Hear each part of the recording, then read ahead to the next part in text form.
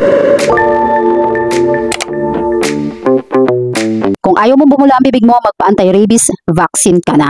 Hi everyone! Welcome dito sa ating channel, and for today's vlog naman is pag-usapan natin yung anti-rabies vaccine. So magbibigay lang ako ng mga konting information kung saan po tayo pwedeng maka-avail ng anti-rabies vaccine kung tayo man po ay nakalmot or nakagat ng ating mga alagang hayop sa bahay or kahit nasa labas po tayo.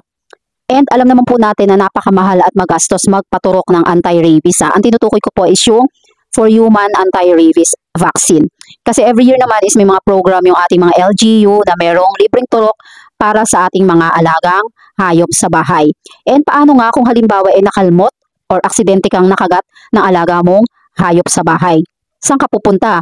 Marami naman mga establishment na nag-offer ng anti-rabies vaccine, pero yun nga lang syempre medyo pricey ang bayad.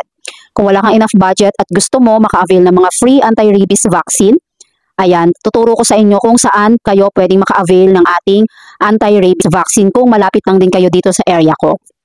And last week nga, na aksidente akong nakalmot ng alaga kong hayop na si Sky kasi sobrang makulit and talon ng talon, lalong-lalo na pag nakikita nila akong dumadating na ng bahay. Sobrang excited niya. And hindi lang ito yung first time na nakalmot niya ako ha. Ito po ay pang third time ko na magpapa-anti-rabies vaccine. Yung first at saka second ko talagang nagbayad ako. And syempre ngayon is tinry ko lang naman kung merong mga libreng turok for anti-rabies. And yun nga, nagtanong ako dito sa may GC banda dito sa amin. And yun nga, may mga nag-reply naman na kung saan ako pwedeng magpaturok. So, syempre, hindi na natin kailangan niyang patagalin. Kailangan kinabukasan or within the day kung kaya natin dapat makapagpa-vaccine na tayo. Kasi, mas maigi ng safe and secure yung ating health kaysa mahuli pa ang lahat. Kasi hindi natin alam kung may rabies ba yung ating mga alagang aso or pusa sa loob ng bahay. So, saan ba ako naka-avail ng free anti-rabies vaccine? So, ito nga yung tinuro sa akin ng mga kakilala ko and yung mga nag-reply din doon sa GC. So, tinuro nila ako dito sa may Pinagsama Health Center sa Taguig. And malapit lang talaga siya sa amin kasi ako taga Barangay Rizal ako. Former Makati kami, ngayon is Taguig na kami.